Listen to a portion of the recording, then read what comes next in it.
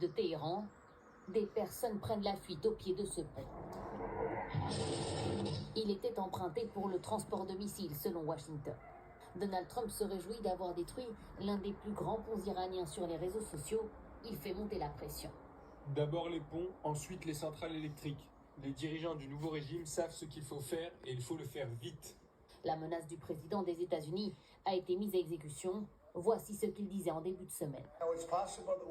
Peut-être que nous conclurons un accord, parce que nous frapperons certains ponts. Nous avons en tête 2 ou 3 beaux ponts. Cette attaque a été menée hier avec des bombardiers équipés de bombes planantes, visibles sur cette photo.